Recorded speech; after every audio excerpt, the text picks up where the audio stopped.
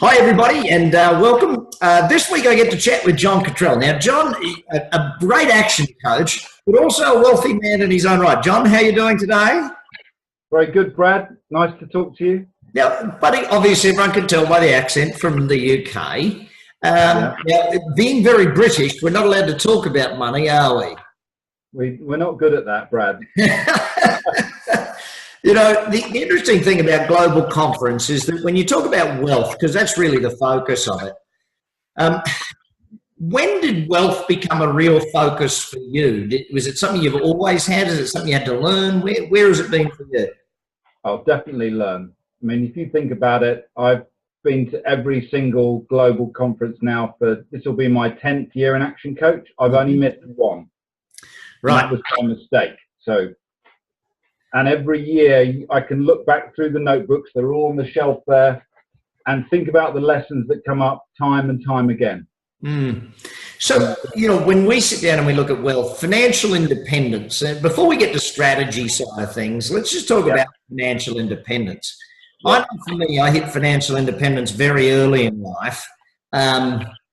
And it changes the way you see the world, I guess. How did it change for you? And well, when do you perceive you hit financial independence, and how did it change your way of seeing it? Yeah, I'm laughing because I was probably double your age when I got to that point.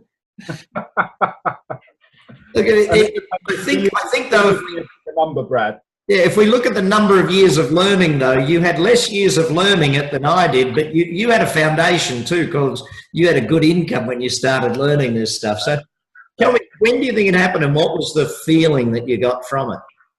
I think the real one was feeling a bit weird because until then I've been driven by the need to earn, to try to save, to provide a future.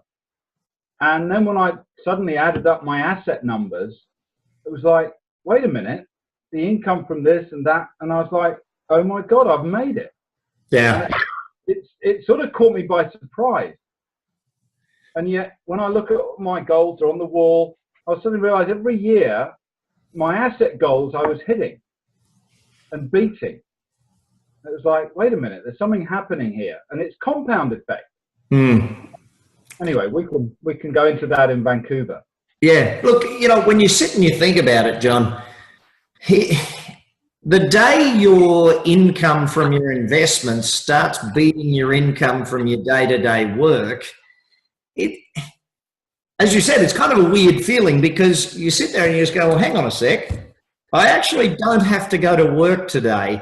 And that's a different feeling for most people. I don't think a lot of people get it, but it took a lot of learning, a lot of work, and a lot of application for you to get that, my friend. It wasn't a magic overnight pill. No, it was like everybody says, an overnight success is 20 years in the making. Well, in my case, it was probably a bit longer than that. And then, of course, your identity changes, because your drivers, your motivations have to change. There's something different to motivate you. And then you've got the opportunity, almost the luxury, right? What purpose do I really want to have now? Because my survival drive, my need has been satisfied. I'm not in the need to do things anymore. I'm in the I want to. So where's my vocation? Where's my calling to be the best that I can be?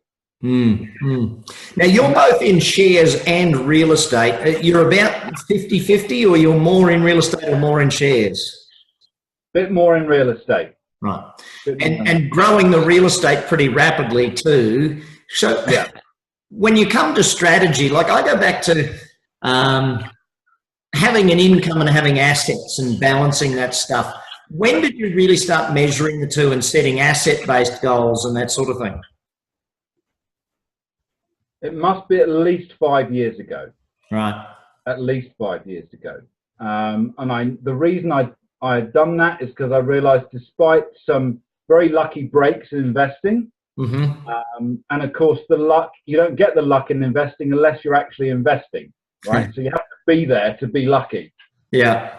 I got a couple of lucky breaks. I think silver went up through the roof one year, and I happened to have a lot in silver. Don't ask me why, but that was the advice at the time. And it just worked really, really well. I think I had a 40% gain in 1 year, which is crazy. And that got me tracking the number. And of course, what happens when you start paying attention to something, it starts happening, right? Because you're focused on it. So that's about 5 years. And then the compound effect kicks in more and more the more you have. So, you know, the old adage, you have to have money to make money. Well, of course, when investing, it's never a truer word. So when we come about strategy, obviously in Vancouver, you're going to be looking at your strategy behind real estate, strategy behind shares. Yeah. Let's just, I mean, those things, those lessons are going to be phenomenal. Just the mindset though, because I think that's something that you're going to share that I guess a lot of people struggle with is the shift in mindset. Tell me a little bit about that, because what you said earlier about you hitting your wealth goals time after time, what does that take? What does that look like mindset-wise? I think it's a lot about determination. You have to really want to do it, and you have to put it ahead of other things. So where someone else might decide, oh, I'll go on a nice holiday this year, I might decide, no, I'm going to go for a budget holiday, but I'm still going to carry on investing. I haven't earned the right for my luxury holiday because I'm still investing. Yeah. I forget the year you talked about the idea, why not have the asset that produces the cash flow to pay for the thing you want to have, and you still have the asset after you've spent the money. Yeah. Like penny dropped with loud clang. Oh. If your assets aren't paying for your vacation, then don't take a freaking vacation. or at least take a budget one until you can actually, you know, you can then divert income to pay for your luxury holidays. You know, it's interesting when we talk about, you know, learning all of these things, and a lot of coaches and a lot of business owners, I don't know why, but some of them are the worst investors ever because they just keep plowing their money back into their business. Now, I know you've got some great tips you're going to share with us in Vancouver around that. What did it take for you? I mean, you mentioned discipline. Is that all it is to get the money out of the business and do the other things, or is there actual strategy stuff you have to go through as well? That's a really great question. I think there are some strategy things you have to learn. I'm going to tell you what mine were when we get to Vancouver. There's no doubt about it that is a key part of it. And some of those things are so obvious, yet well, they're obvious to me, but when I talk to other people and say, and they're like, this is a massive BFO. And then I'm shocked that something that appears obvious, well, I guess that's it, blinding flash of the obvious, right? We said it there. And then a lot of it is the drive to keep doing it. I think you've got to have both. You've got to have the right strategies and the right drive. Talk to me about belief, John, because when I look at a lot of people with investing and building wealth for themselves and their family, there's a belief factor that's sort of, I don't know how to put it other than to be blunt, that, yeah, that I can see how it works for John, or I can see how it works for Brad, or I can see it works, but I'm not sure it'll happen for me type thing. Did you have that along the way? Like, did you have the doubts along the way, or? I never knew it was going to work on the scale it worked. You know, I'm not a great one for the mental arithmetic to say, well, if I invest this much at this interest rate for this many years, it's going to compound to make this. There's so many variables that might change. I've just got to keep almost the faith that if I keep doing it every single month, the lows and the highs will even out, and the compound effect will still be there, and it will still lift. And you know, that's what's happened for me. Yeah. I know for me early on, it was literally blind faith, I think, sometimes. Okay. Yeah, and also I think resisting the chasing of shiny objects. Right. You know, I met people along the way who go, oh, I'm investing in this scheme, or I'm doing something in that scheme, and this and that, and I just didn't do any of that. My strategy was really, really simple. And I'm sure that when I tell people what it is, they go, oh, that's just common sense. And I'll ask them, well, are you doing that? And the answer will probably be no. Yeah. Why? Probably because they're drawn to shiny object syndrome, and they've got to have the big shiny car that depreciates like a falling stone. They've got to have the fancy, all these things that take their taxed income, and they're not investing. You know, says the guy with his Aston Martin and the guy with his Rolls Royce. Yeah, well, I'm gonna tell people about the Aston Martin, and I'll be teaching people in Vancouver how to have a supercar for free. Yeah, I know. Look, when you sit down and you start thinking about it, we as business owners we just have to put some time into learning investing, and then obviously time during the week into it. Did you put time in your default diary that is investing time? Is that weekly? Is it daily? Is it monthly? What's sort of your time frame involved? Without giving away the strategy, well, give us something, John, for goodness sake. I love you to death, buddy, but we can't all wait till Vancouver. Give me something today. Six monthly was my time frame. Wow. So I'm not going in and out of things. Huh. Dang. All right, you've just blown me away there. Well, remember, you're doing, Brad, you're doing it. I'm guessing you're doing your stuff yourself, right?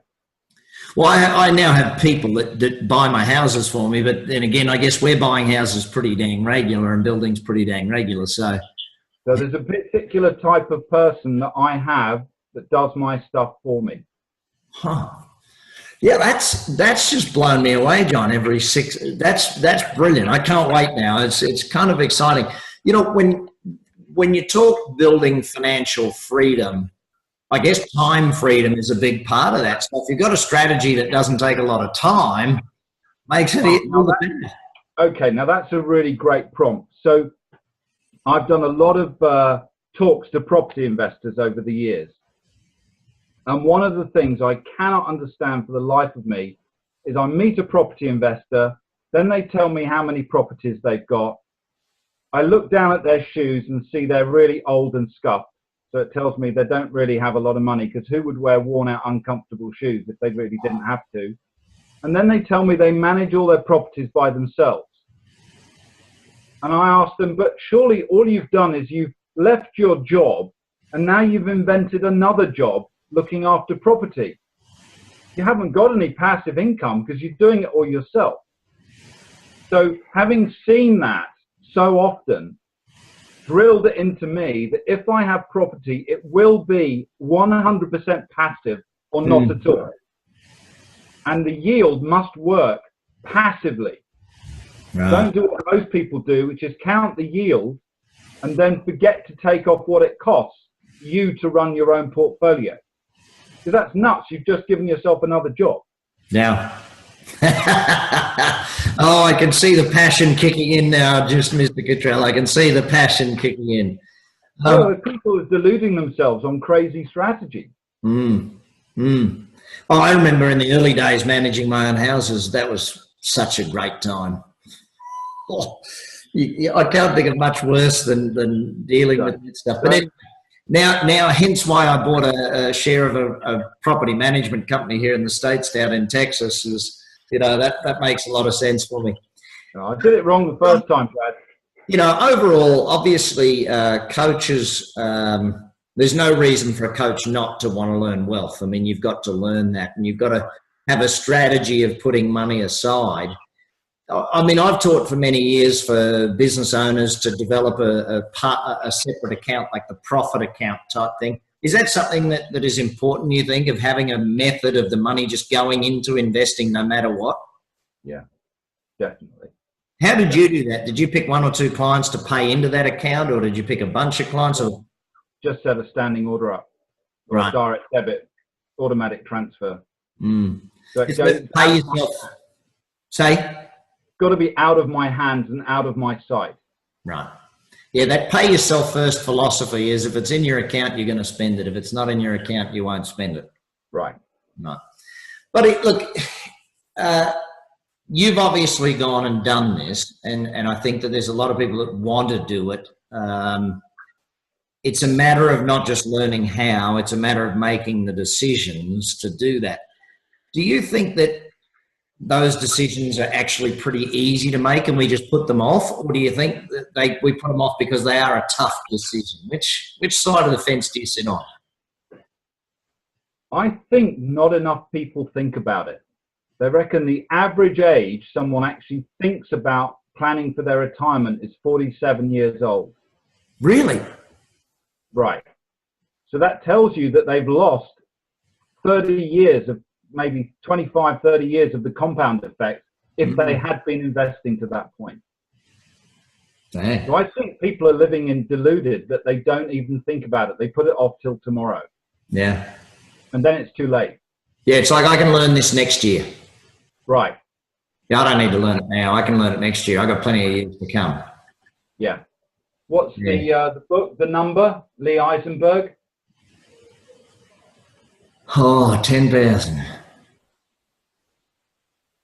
You've got me thinking here today, my friend. You've got me thinking. You know, it's like some of the things that I've been teaching for years that I sometimes get frustrated by the fact that people try and put stuff off for another year or another 6 months. I don't need to learn it right now. And I guess, you know, people watching this today,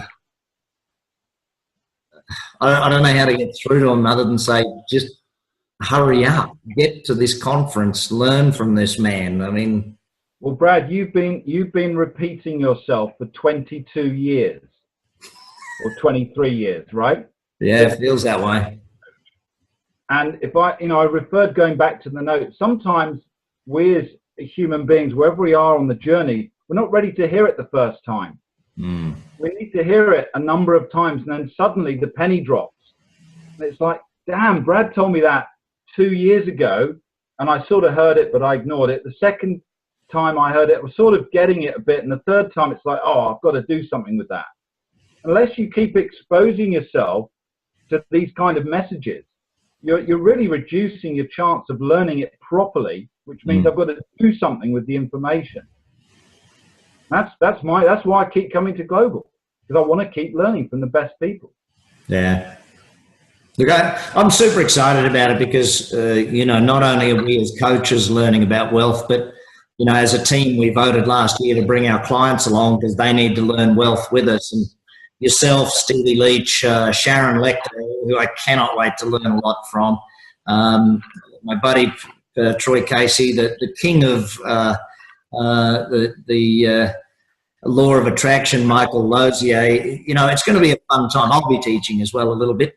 But just hanging out together, I think, is going to be a big part of it with other people who are clearly focused on health and have built good businesses and that sort of thing. So, John, thanks so much for the lessons today. You've made me start thinking, and especially about putting stuff off. I think do it now, sign up now, buy it now, get it done. Yeah, absolutely right, Brad. Thanks, buddy. Thanks for your time. Cheers. Bye for now.